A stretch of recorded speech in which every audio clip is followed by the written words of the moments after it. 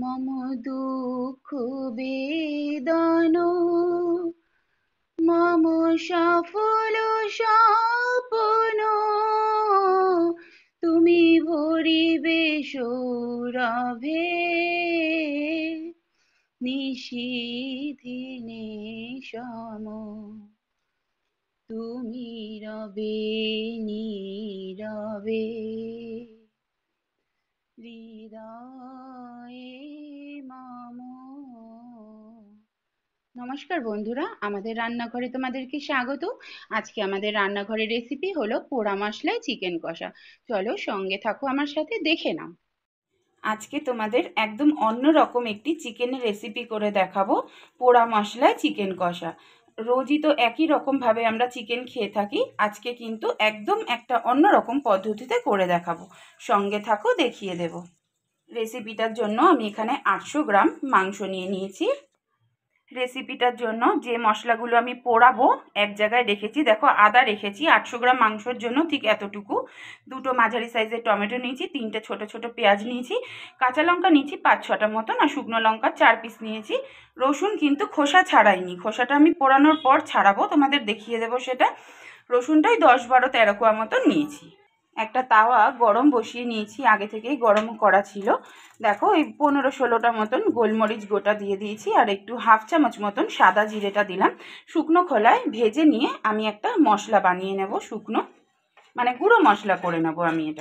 এটা আমার পরে কাজে লাগবে। এই পোড়া মশলায় চিকেন করার জন্য এই মশলাটা দিতেই হবে, এতে স্বাদটা এবং গন্ধটা দুটোই কিন্তু খুব ভালো হয়।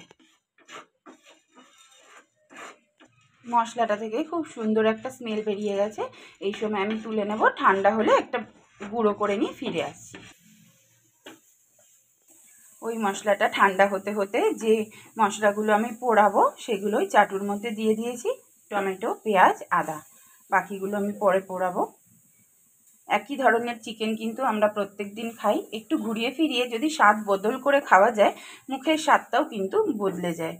এবং এখন যেহেতু শীতকাল, একটু স্পাইসি ধরনের খাবার খেতে কিন্তু এই সময়টা শরীরের পক্ষেও ক্ষতি করে না, হজমও হয় তাড়াতাড়ি এবং খাওয়াও যায়।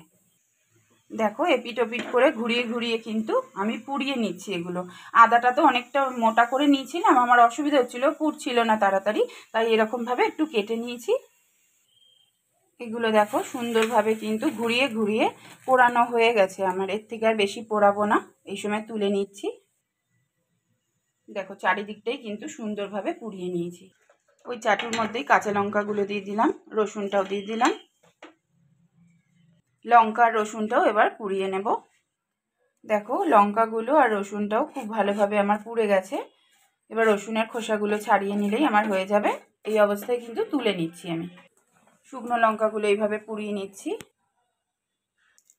দেখো, পুড়িয়ে নেওয়ার জন্য রসুনের খোসাগুলো কত তাড়াতাড়ি খুলে যাচ্ছে, সুবিধা হচ্ছে। খুব সহজেই কিন্তু রসুনগুলো আমার ছাড়ানো হয়ে গেল। পেঁয়াজগুলো মাঝখান থেকে ভেঙে নিচ্ছি। দেখো কি সুন্দর পুড়েছে। সব এক জায়গায় করে রাখছি, কারণ একসাথেই তো পেস্ট করব। টমেটোর খোসাটা পুড়ে গেছে, সেটা ফেলে দিচ্ছি। পুরো টমেটোটাও ওই মশলার মধ্যেই একসাথে রেখে দেবো, খোসাগুলো ফেলে দেবো আমরা।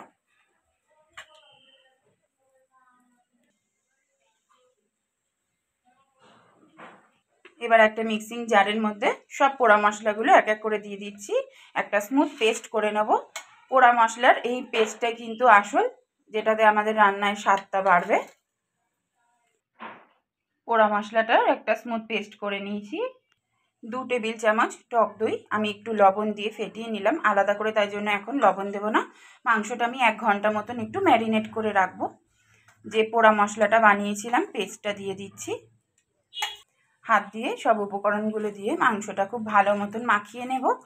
আমি 1 ঘন্টা ম্যারিনেট করছি, তোমাদের হাতে যদি সময় কম থাকে অন্তত আধা ঘন্টা তোমরা ম্যারিনেট করো, কারণ ম্যারিনেট করলে মাংসটা সফট হয়, খেতে ভালোও হয়, এবং মশলাগুলো কিন্তু পিসের মধ্যে খুব সুন্দরভাবে ঢুকে যায়।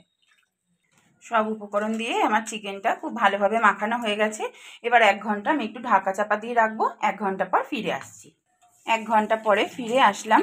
কড়াইতে আমি সর্ষের তেল গরম বসিয়ে দিয়েছি, তার মধ্যে ফোড়নের জন্য একটু গোটা গরম মশলা আর 2টো তেজপাতা মাঝখান থেকে আমি ছিঁড়ে দিয়ে দিলাম।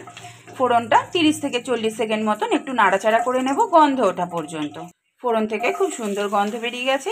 2টো মাঝারি পেঁয়াজ দেখো এইভাবে কুচো করে রেখেছিলাম। গ্রেভিটা হবে তো, কারণ খুব বেশি জল তো ব্যবহার করব না, এই মাংসটা একটু মাখা মাখা হলেই কিন্তু খেতে স্বাদ হবে, তাই পেঁয়াজটা একটু বেশি লাগছে। ওইখানে আমি 3টে ছোটো পেঁয়াজ নিয়েছিলাম পোড়ানোর জন্য, যেটা আমি ম্যারিনেশনে ব্যবহার করেছিলাম। আর এখানে আমি 2টো ওরকম সাইজেরই পেঁয়াজ কিন্তু কুচো করে নিয়েছি। পেঁয়াজটা একটু ভালো করে লাল লাল করে ভেজে নেব। পেঁয়াজটা আমার হালকা বাদামি কালার করে দেখো ভাজা হয়ে গেছে, এর থেকে বেশি আর ভাজবো না। এবার আমি ম্যারিনেট করা চিকেনগুলো পেঁয়াজ ভাজার মধ্যে দিয়ে দিচ্ছি। পেঁয়াজ ভাজার সাথে এর মধ্যে কিন্তু আর আলাদা করে আদা রসুন আমি ব্যবহার করলাম না, আগেই ব্যবহার করেছিলাম। এবার খুব ভালো করে কষিয়ে নেব। 1 ঘন্টা 10 মিনিট মতন হয়ে গেছে, কারণ 1 ঘন্টা পরেই আমি এসেছিলাম পেঁয়াজ ভাজতে। তো পেঁয়াজটা ভাজতে আমার 7-8 মিনিট মতন টাইম লেগেছে। যত বেশি ম্যারিনেট করা যায় ততটাই কিন্তু ভালো হয়, যেহেতু মুরগির মাংস তো একটু ম্যারিনেশনটা বেশিক্ষণ করতে পারলে কিন্তু টেস্টটা ভালো হয়। এই সেম মশলা দিয়ে কিন্তু তোমরা মটন রান্না করতে পারো, ডিমটাও করতে পারো, খুব ভালো লাগবে। কারণ এই পোড়া মশলার যে একটা আলাদা স্বাদ, হয়তো অনেকেই খেয়েছো আবার অনেকেই খাওনি এই রান্নাটা। আমি তোমাদেরকে কিন্তু নিজে খেয়েই তারপর সাজেস্ট করছি। আমি যে রান্নাগুলো তোমাদেরকে দেখাই আগে আমি নিজে টেস্ট করি, যদি আমার ভালো লাগে তবেই কিন্তু আমি তোমাদের সঙ্গে শেয়ার করি। তো নিজের ভালো লেগেছে বলেই কিন্তু দেখাচ্ছি। যারা আমাকে ভালোবেসে আমার রান্না দেখতে আসো অবশ্যই একবার ট্রাই করো। এই সময় কিন্তু গ্যাসের স্টিমটা কমানো যাবে না, হাই ফ্লেমে আমি কষাচ্ছি। তোমাদেরকে দেখিয়ে দিয়েছিলাম ঝালের জন্য সব লঙ্কা ব্যবহার করেছি আমি, শুকনো লঙ্কা, কাঁচা লঙ্কা, তাই একটু কালারের জন্য আমি কাশ্মীরি লঙ্কার গুঁড়োটা দিয়ে দিলাম আর পরিমাণ মতন লবণটা দিয়ে দিলাম। লবণ কিন্তু শুধু ফ্যাটানো দইতেই আমি ব্যবহার করেছিলাম, আর কোথাও দেইনি। এই মাংসটা কিন্তু কোনো হলুদ গুঁড়ো, জিরে, ধনে কোনো কিছুই ব্যবহার করছি না আমি। হলুদ গুঁড়োটা এমনিই দিলাম না, ভালো লাগে না আমার। আর জিরে ধনের গুঁড়ো যদি ব্যবহার করি পোড়া মশলার যে স্বাদ বা গন্ধ কোনোটাই কিন্তু থাকবে না রান্নাতে, মানে বুঝতেই পারবো না যে পোড়া মশলায় রান্না করেছি। কারণ এখন যে সুন্দর একটা স্মেল বেরোচ্ছে পোড়া মশলা, সেটা কিন্তু ধনে জিরের গন্ধতে ঢাকা পড়ে যাবে, তাই জন্য আমি ব্যবহার করলাম না। হাই ফ্লেমে এইভাবে কিন্তু কষিয়ে নেবো কিছুক্ষণ, তারপরে আমি ঢাকা চাপা দিয়ে সেদ্ধ করে নেবো লো টু মিডিয়াম ফ্লেমে। দেখো কষাতে কষাতে কি সুন্দর তেল ছাড়তে শুরু করেছে। 7-8 মিনিট কিন্তু একদম হাই ফ্লেমে আমি কষিয়েছি। এখন আমি লো টু মিডিয়ামে দিলাম গ্যাসটা। আরও 3-4 মিনিট মতন এইভাবেই কষাবো, তারপরে ঢাকা চাপা দেবো। যতটা কষাবো ততই কিন্তু খেতে স্বাদ হবে। আরও 3-4 মিনিট মতন কষিয়ে নিয়েছি। এই সময় আমি পোড়া মশলা যে বাটিতে করেছিলাম মিক্সির বাটিতে, সেই ধোয়া জলটা দিয়ে দিলাম। আর কিন্তু কোনো জলই ব্যবহার করব না। এবার ওপর নিচ করে একটু নাড়িয়ে চাড়িয়ে দেবো, দিয়ে ঢাকা চাপা দিয়ে সেদ্ধ করে নেব। গ্রেভিটা ফুটে উঠেছে, এই সময় ঢাকা দিয়ে দিলাম। লো টু মিডিয়ামে ফিরে আসবো 10 মিনিট পর। 10 মিনিট পর ঢাকাটা খুলে দিলাম। মাংস কিন্তু প্রায় সেদ্ধ হয়েই গেছে আমার। ওপর নিচ করে একটু ভালো করে মিশিয়ে দিচ্ছি।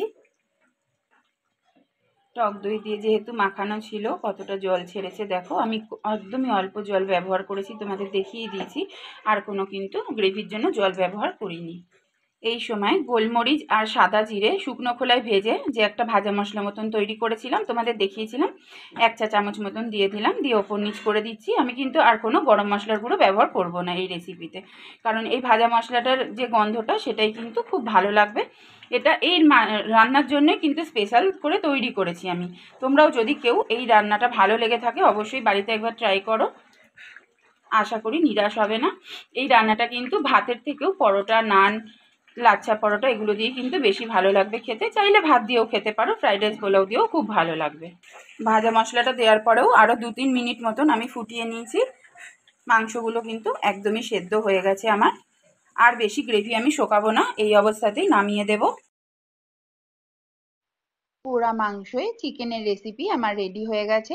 আজকের রেসিপিটা তাহলে আমি এখানেই শেষ করছি। আশা করি তোমাদের খুব ভালো লেগেছে। আর যদি ভালো লাগে অবশ্যই একটা লাইক করো। তোমাদের লাইক দেখলে আমি অনেক উৎসাহ পাই, আরো ভালো ভালো রান্না নিয়ে খুব শিগগিরই হাজির হব তোমাদের সঙ্গে। ছোট্ট একটা কমেন্ট করে জানিও কেমন লাগলো। আর যারা নতুন এসেছো আজকে আমার রান্নাঘরে আমাদের রেসিপি দেখতে, যদি আমার রেসিপিটা ভালো লেগে থাকে অবশ্যই সাবস্ক্রাইব করে আমার পাশে থেকো। ততক্ষণ ভালো থেকো, সুস্থ থেকো, আর আমাদের সঙ্গে থেকো। কেউ কিন্তু ভুলেও এই রেসিপিটা বানাতে মিস করো না। অবশ্যই বানিয়ে জানিও কিন্তু যে কেমন লাগলো তোমার।